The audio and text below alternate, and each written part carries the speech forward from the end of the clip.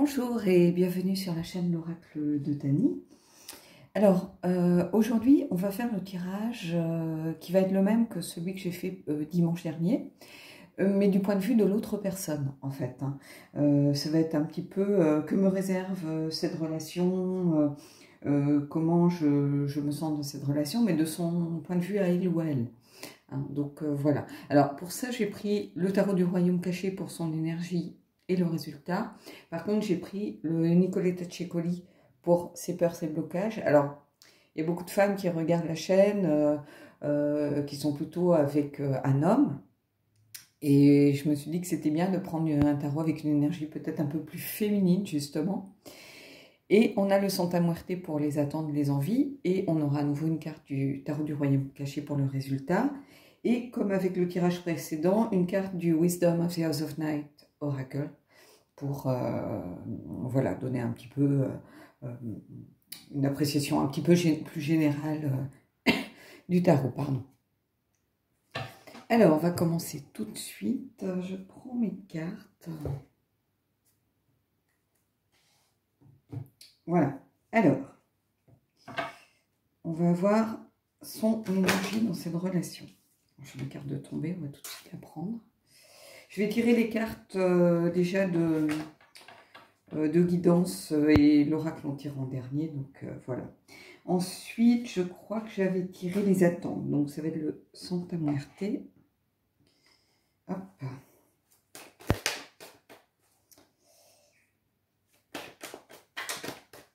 J'aime bien faire ces tirages en fait en deux étapes, comme ça permet d'avoir un peu plus de temps sur chaque point de vue. Parce que j'essaye de faire des vidéos pas trop longues, déjà parce que ça met un temps fou à charger, et puis c'est pas forcément, les gens n'ont pas forcément le temps de regarder des vidéos très très longues, donc voilà, j'aime bien être autour de 20 minutes, une demi-heure maxi, mais alors encore une, voilà. Elle glisse, ces cartes-là, elles sont brillantes, hein. C'est un coucher brillant, je pense. Alors, on va prendre maintenant les blocages. J'en ai une de tomber. Hop. On va prendre une deuxième. Une autre. Voilà.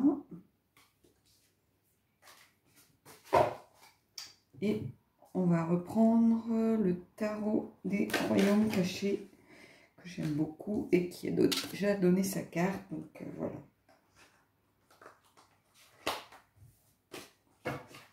Et je pose tout ça où j'ai de la place. Alors, on va regarder tout de suite. Donc ici, on a son énergie par rapport à cette relation. Ici, c'est l'énergie de l'ermite. Alors, cet ermite, ça ne veut pas dire qu'il souhaite se séparer, prendre de la distance, pas du tout. Ça veut dire que c'est quelqu'un, pour l'instant, qui fait un peu retraite, qui s'est un peu retiré en lui-même, simplement pour prendre le temps de la réflexion par rapport à, pas cette relation forcément, par rapport à l'ensemble des choses qui gouvernent sa vie en ce moment. Alors, je pense que c'est quelqu'un qui a surtout besoin de recharger ses batteries. Alors, c'est la fin de l'année, donc souvent on est aussi plus fatigué, on est dans les mois d'hiver, on donne un dernier coup de collier au travail avant les bilans de fin d'année. Hein, donc, j'ai l'impression qu'il y a beaucoup de choses qui se cumulent en ce moment. Et cette personne, elle a surtout besoin de se retirer en elle-même. Excusez-moi, mais j'ai la gorge prise depuis 2-3 jours. Donc voilà. Donc, c'est plutôt une retraite par rapport à... pour recharger ses batteries. Une retraite liée un petit peu à la fatigue, que ce soit psychologique ou fatigue physique, hein, tout simplement, entre le travail, entre peut-être cette relation où il a envie aussi qu'il n'a pas envie de négliger, donc où il donne beaucoup, où elle donne beaucoup, donc voilà. Alors, on va voir les attentes par rapport à cette relation. Alors ici, regardez, on a ce très beau 3 de coupe. Et on a un 7 de coupe. Donc, déjà 2 cartes de coupe, donc c'est quelqu'un qui a investi dans la relation, dans ses émotions, dans ses sentiments. Alors ici, avec le 7 de coupe et le 3 de coupe, moi, c'est quelqu'un que je sens, en fait, sa préoccupation par rapport à cette relation, c'est qu'il veut être sûr de faire les bons choix pour réussir cette relation, de trouver le bon équilibre avec tout ce qui se passe dans sa vie. Alors c'est ce qu'on disait par rapport peut-être à ce besoin de recharger un petit peu les batteries par rapport au travail et tout ça. C'est quelqu'un qui aspire vraiment à trouver cet équilibre pour travailler en équipe avec vous, pour que vous partagiez en fait.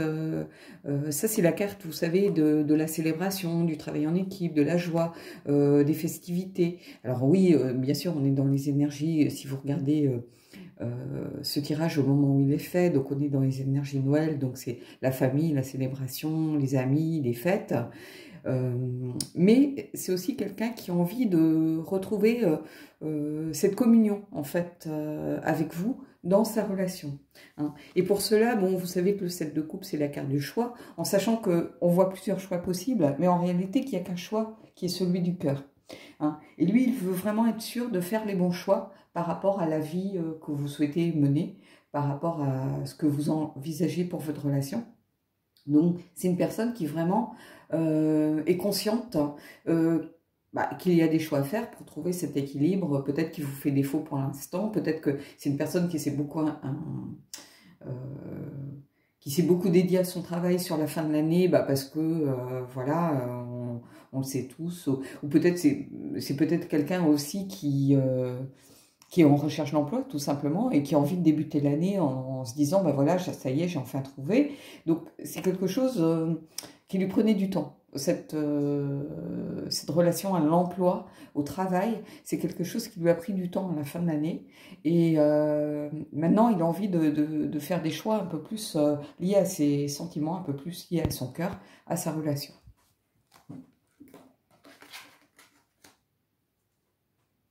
Alors, on va voir ses peurs, ses blocages. Alors, ici, on a le 10 de bâton. Est-ce vraiment une surprise? Je ne crois pas. Et on a la reine de denier. Alors, moi, ce que je ressens ici, c'est vraiment que cette personne a du mal, pour l'instant, à trouver son équilibre. C'est peut-être aussi pour ça qu'elle a envie de se retirer, de prendre un peu le temps de la réflexion, mais pas pour se dire, je me suis trompée, c'est pas la bonne personne, pas du tout. Plutôt le temps de la réflexion pour savoir comment elle va pouvoir équilibrer sa vie, comment elle va pouvoir construire sa relation et faire en sorte que cette relation n'en pâtisse pas. Donc elle a besoin justement de se retirer un petit peu en elle-même, de prendre le temps de réfléchir, de voir comment elle peut travailler, peut-être avec vous justement pour construire au mieux à deux. Hein. Parce que ici, clairement, cette personne, elle en a un petit peu plein le dos de ce qui se passe. Et en fait, elle a du mal à trouver son équilibre. Il y a beaucoup de choses... en fait, il y a beaucoup de choses qui prennent beaucoup de place. Et ça lui fait un petit peu peur, j'ai l'impression, en fait. Parce qu'elle a peur, cette personne, elle a peur que vous lui reprochiez sa façon d'être. Elle a peur que vous lui reprochiez de ne pas être là pour elle. De ne pas être là pour vous, en fait. Quand je dis pour elle, c'est pour vous. Elle a peur que vous lui reprochiez oui, qu'elle ne soit pas là pour vous. Enfin, je vais y arriver. Je pense que, bon, la fièvre y est pour beaucoup, puisque je suis un peu malade. Donc voilà. Donc cette personne, elle a peur que vous lui reprochiez de ne pas être suffisamment là pour vous. Vous voyez, c'est quelque chose qui lui pèse. On retrouve ce 10 de bâton là avec ce poids sur les épaules. Mais le 10 de bâton, n'oubliez pas qu'il y a la lumière au bout. C'est un peu la fin des ennuis normalement. Hein. On arrive au bout de la route, au bout des difficultés. Hein. Parce que vous voyez, elle a peur de ne pas être à la hauteur de ce que vous attendez avec cette reine de denier. La reine de denier, c'est une reine qui est généreuse, c'est la reine de l'abondance, des choses matérielles. Donc, tout ce que fait cette personne, c'est pour vous, mais elle a peur justement que ça prenne trop de place et qu'elle n'arrive pas à jongler avec le fait de se dédier à son travail et le fait de se dédier à votre relation. Donc ici, c'est vraiment quelque chose qui tourne autour de l'idée de l'équilibre, hein, de réussir à trouver un juste milieu. Parce que ce qu'elle fait, elle le fait pour vous, mais elle sait aussi que ça vous pèse. Parce que, bah, justement, elle n'est pas assez dans la relation, elle n'a pas vraiment de temps à consacrer, peut-être pour l'instant, à votre couple, comme vous aimeriez que votre couple soit construit. Et on est vraiment là-dedans, en fait.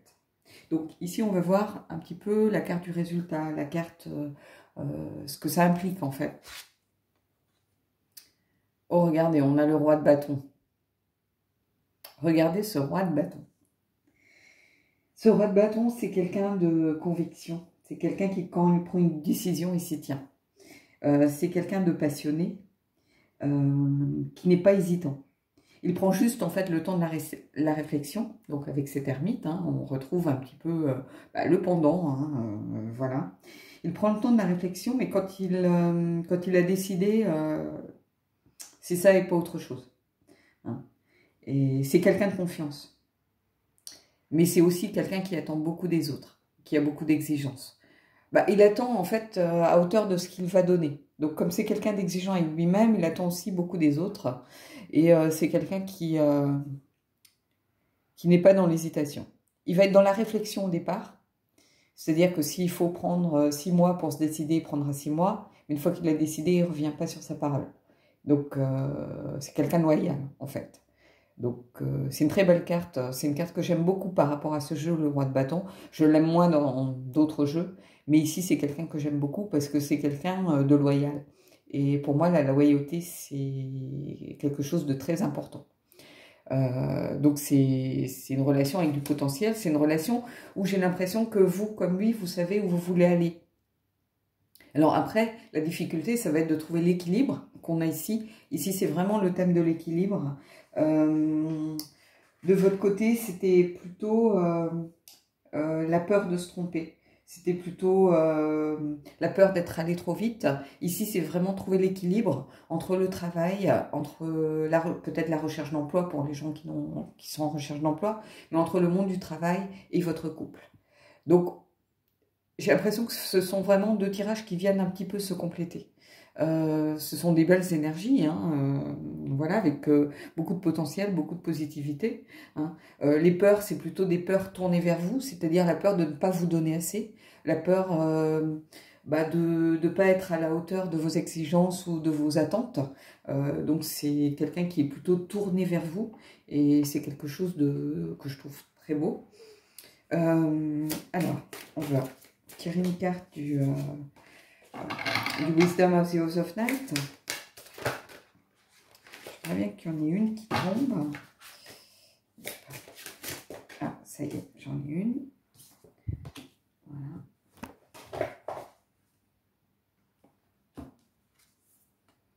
Et regardez, c'est la carte Fulfillment. C'est la carte qui est le signe un petit peu de l'abondance, en fait, du fait d'être la plénitude, d'être rempli de belles choses. Alors, cette carte, elle indique que par rapport à ce couple, vous êtes sur le point d'atteindre votre but. Il va falloir que vous savouriez vraiment chaque moment et apprécier ce que vous avez accompli ensemble là. Hein, c'est une carte qui indique une vie bien remplie et qui est une carte qui indique que tout va bien. Hein. Regardez, on a cette grenade, on a ce verre de vin, on a c'est des nourritures un petit peu terrestres. C'est l'abondance en fait, c'est la plénitude. Voilà, c'est un petit peu les choses accomplies. Vous voyez, on arrive à un stade où on a réussi. Voilà, tout va bien dans le meilleur des mondes pour l'instant. Donc, c'est une belle carte. Hein. Voilà, bah écoutez, c'est un tirage vraiment que j'aime beaucoup, qui vient compléter celui qui était plutôt de votre point de vue à vous. Donc les deux fonctionnent ensemble. Donc moi, je vous invite vraiment, si vous n'avez pas regardé le précédent, à aller le voir. C'est celui de dimanche dernier. Et puis on va tirer une petite... Oh voilà, j'ai un peu...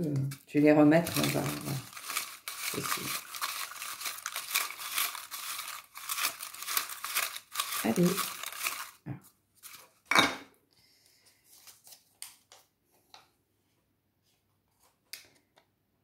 Alors, pourquoi tu ne fais pas de présentation de jeux sur ta chaîne? Bah, simplement parce que j'ai pas 50 000 jeux déjà.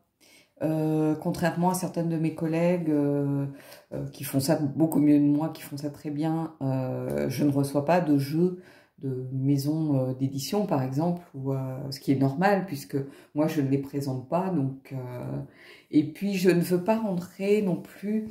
J'ai peur que présenter des jeux, ça commence à entraîner un besoin d'en acheter pour en présenter, une sorte de cercle vicieux.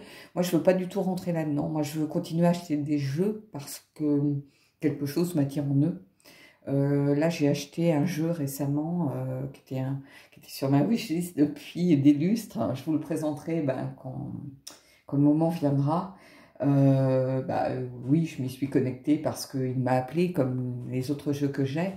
Donc, je veux pas tomber dans le fait d'être là à présenter des jeux, à pas oser dire si j'aime pas ou je me connecte pas parce que bah, c'est une maison d'édition qui me l'a envoyé, donc j'ai pas envie de voilà de dire bah non, moi ce jeu il me plaît pas. J'ai pas non plus envie forcément qu'on m'en envoie, et en sachant très bien que moi ce sont des jeux que j'aurais jamais achetés par exemple.